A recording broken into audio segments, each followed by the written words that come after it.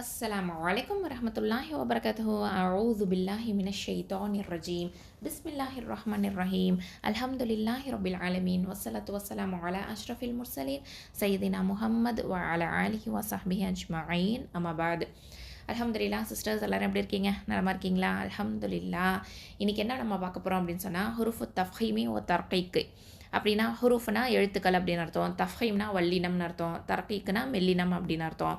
அப்போது வல்லின மற்றும் மெல்லின எழுத்துக்களை பற்றி பார்க்க போகிறோம். அதாவது தடிப்பமான மற்றும் மெல்லிய எழுத்துக்கள் அப்படின்னு சொல்லுவோம். அதாவது ஹெவி அண்ட் லைட் லெட்டர்ஸ். சரி, ஹெவி அண்ட் லைட் லெட்டர்ஸ் அப்படின்னு சொல்லி எப்படி சொல்லப்படுது? அதாவது அரபி எழுத்துக்கள் மொத்தம் எத்தனை இருக்குது? 28 இருக்குது இல்லையா? 28 எழுத்துக்கள் ஒலியின் அடிப்படையில், அதாவது சவுண்டின் அடிப்படையில் தான் 28 எழுத்துக்கள் இருக்குது. எழுத்தின் அடிப்படையில் எத்தனை இருக்குது? 29 இருக்குது. ஓகேவா? இப்போது அரபி எழுத்துக்களில் பொறுத்த வரைக்கும் இதை வல்லினம் மெல்லினம் அப்படின்னு சொல்கிறோம் இல்லையா? இதை எதை வச்சு பிரிக்கிறாங்க? இது இரு வகையாக பிரிக்கப்படுது. அந்த இரு வகை எதை வச்சு பேஸ் பண்ணி எதை வச்சு சொல்கிறாங்க அப்படின்னு பார்த்தீங்கன்னா, மஹரஜா சிஃபத்தை பேஸ் பண்ணி தான். ஓகேவா? தன்மைகள், அதாவது வல்லினம் மெல்லினம் அப்படிங்கிறது தன்மை, அதனுடைய பண்பு, அதனுடைய குணம். அப்போது இந்த தஃப்ஹீம் தர்கீக் அப்படிங்கிறது எதை பொறுத்து இருக்குது அப்படின்னு பார்த்தீங்கன்னா, அரபு எழுத்துக்களுடைய தன்மைகள், வல்லினத்தன்மை மெல்லினத்தன்மையை பொறுத்து தான் இரு வகையாக பிரிக்கப்படுது. அந்த 28 எழுத்துக்களில் 7 எழுத்துக்கள் ஹுருஃபு தஃப்ஹீமாக இருக்குது, வல்லின எழுத்துக்களாக இருக்குது.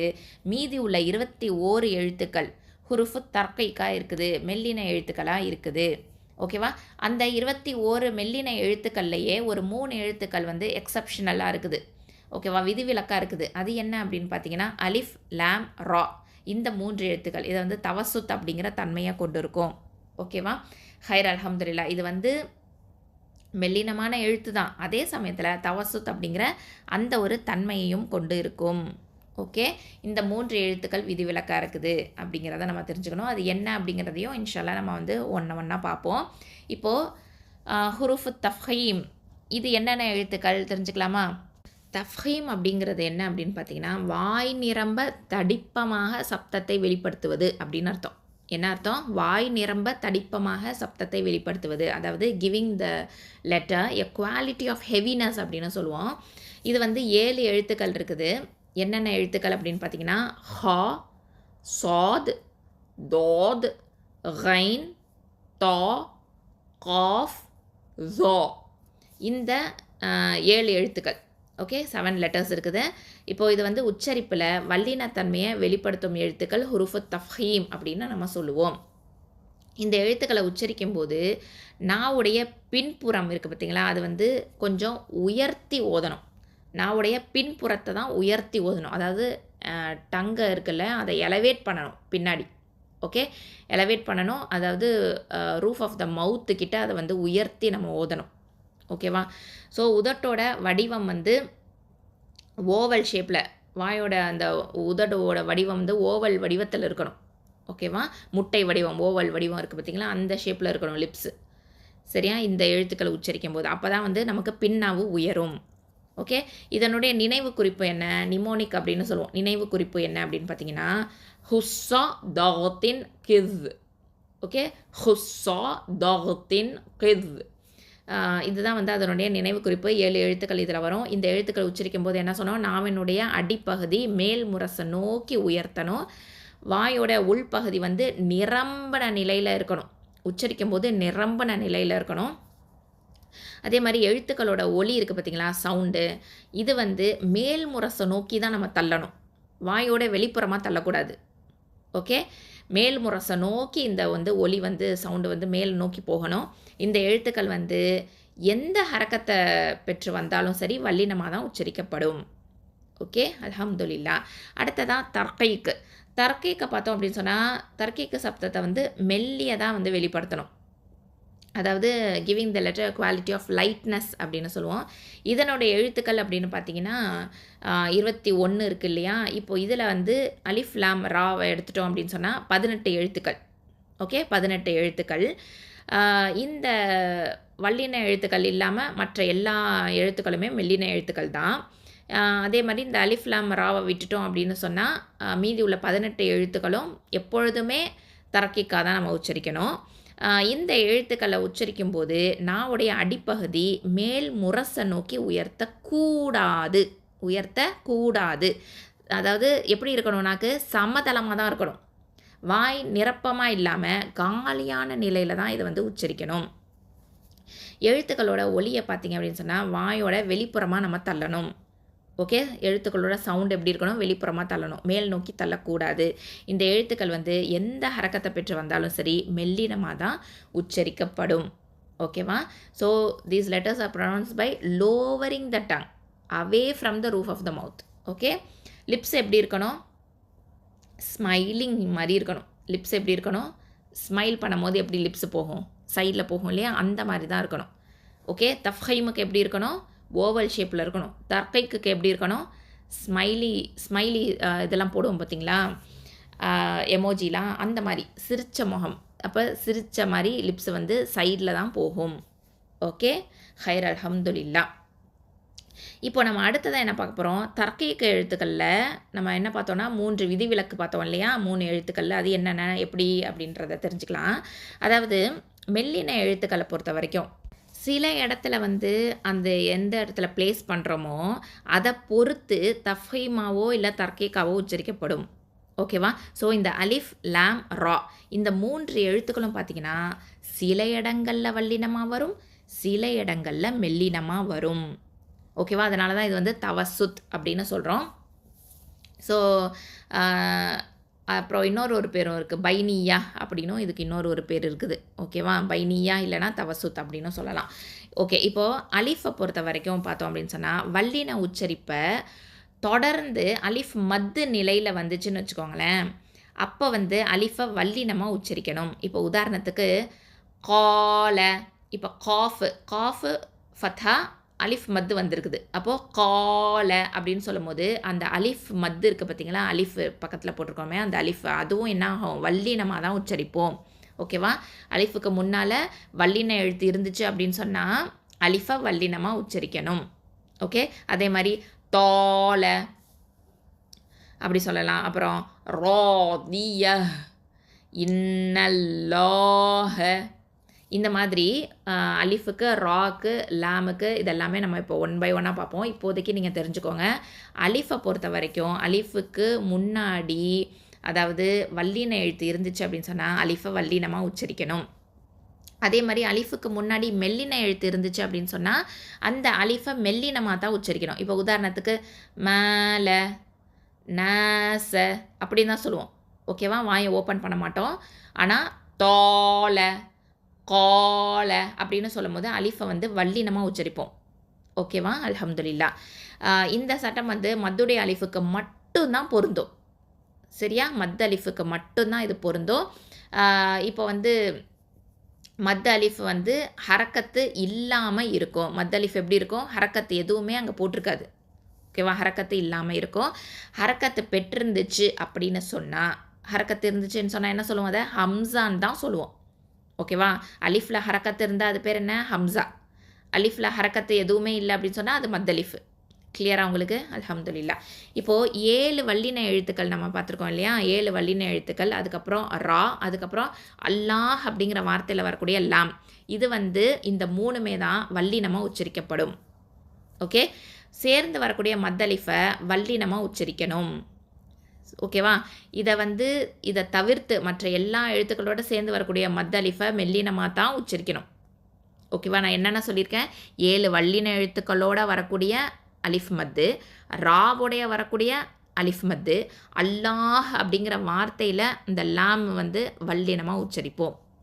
ஓகேவா? அதுக்கும் ரூல்ஸ் இருக்குது. அதுக்கு முன்னாடி உள்ள எழுத்து வந்து எப்படி இருக்கணும், அல்லாஹுங்கிற வார்த்தைக்கு முன்னாடி உள்ள எழுத்தில் பார்த்தீங்க அப்படின்னு சொன்னால் ஃபத்தாவோ தமாவோ இருந்தால் வல்லினமாக உச்சரிப்போம். அதே வந்து கஸ்ராவாக இருந்தால் மெல்லினமாக உச்சரிப்போம்.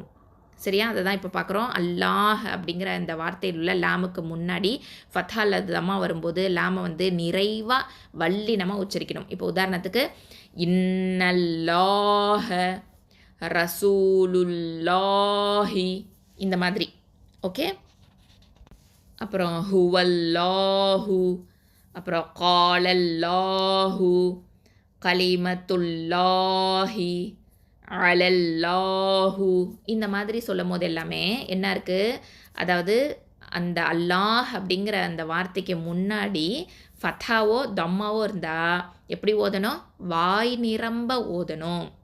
சரியா, வல்லினமாக ஓதணும், அந்த லாமை வல்லினமாக ஓதணும். அதே சமயத்தில் அல்லாஹ் அப்படிங்கிற வார்த்தைக்கு அதாவது லாமுக்கு முன்னாடி உள்ள எழுத்தில் கஸ்ரா வந்துச்சு அப்படின்னு சொன்னால் அந்த லாமை மெல்லினமாக தான் ஓதணும்.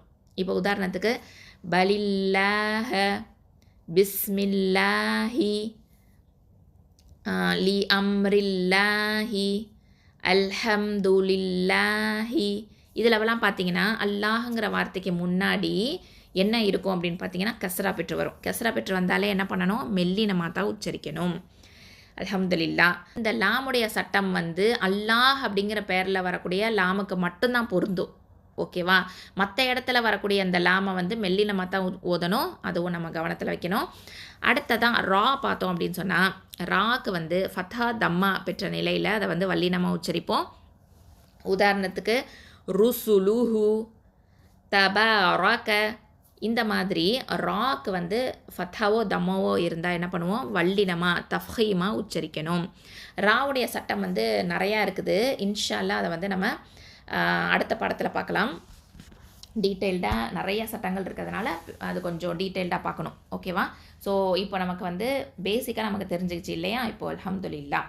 இப்போது அடுத்ததாக மராத்திபுல் தஃஹீமை பார்க்கலாம். மராத்திபுல் தஃஹீம் அப்படிங்கிறது வந்து வல்லின எழுத்துக்களுடைய தரவரிசை.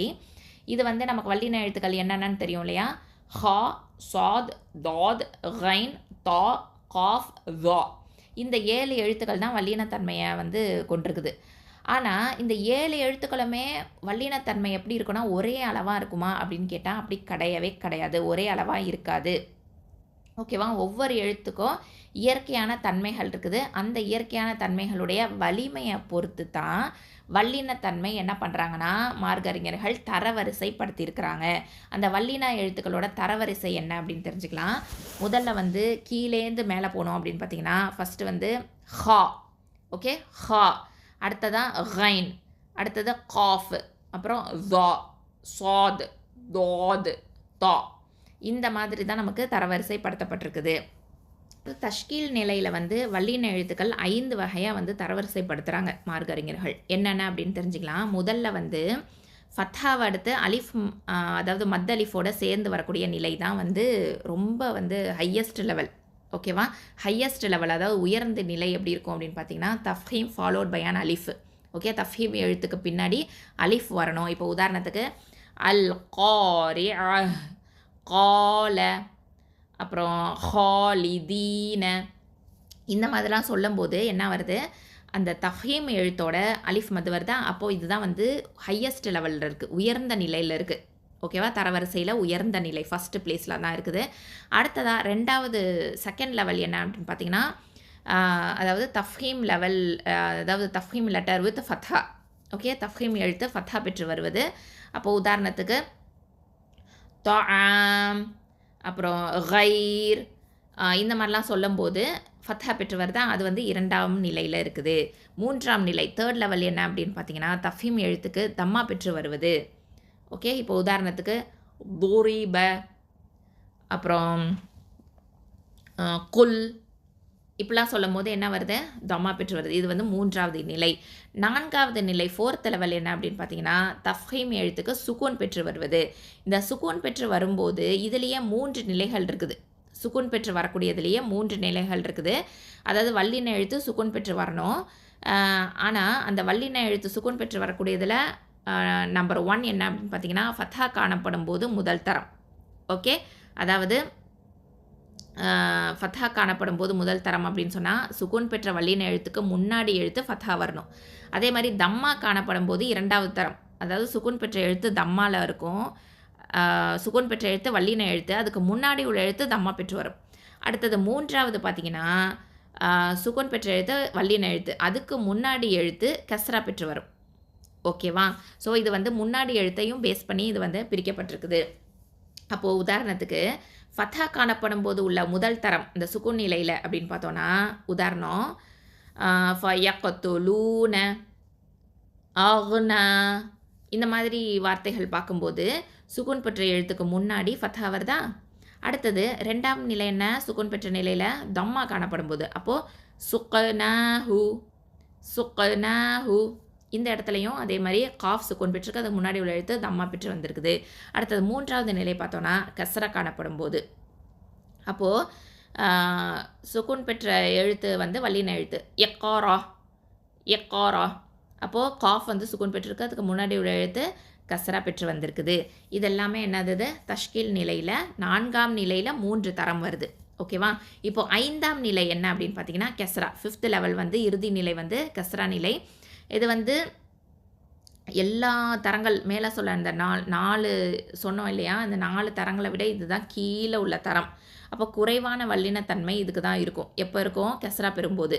இப்போ உதாரணத்துக்கு பஹீல, அப்புறம் கீல, இந்த மாதிரிலாம் சொல்லும்போது இதனுடைய வல்லினத்தன்மை எப்படி இருக்குது? குறைவாக இருக்குது.